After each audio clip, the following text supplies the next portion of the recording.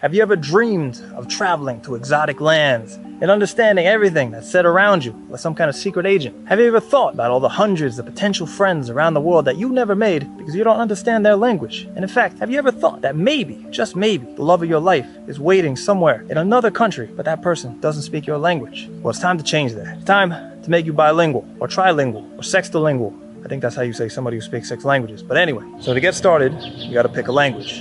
And that should be easy. I'm sure you've thought about this before. It's a language that they speak and wherever you'd like to travel to or live in. So what would I do if I was just starting off, learning a brand new language? We're living in the golden age of language learning. All the best language programs are basically free to use. And if you go back just 20 years ago, the situation was very different. It used to be a lot harder, a lot more confusing, and especially a lot more expensive to learn a language. So congratulations, you got it good. The most important thing to do is learn the key vocabulary.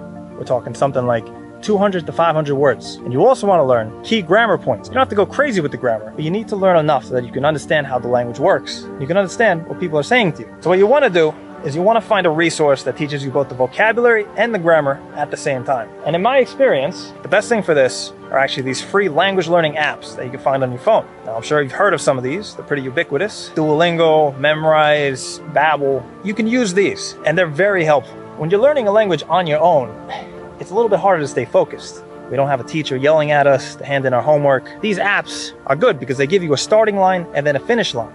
And you know, if you get to that finishing line, you won't be fluent in the language yet, but you will know the basic vocabulary and grammar. And that's really all the foundation that you need to keep going. The more you repeat the lessons, the more you repeat learning a word or a grammar point, the more it sticks in your head. For some extra help though, with remembering words and sentences, what I'd recommend, and what I actually do, is I take notes.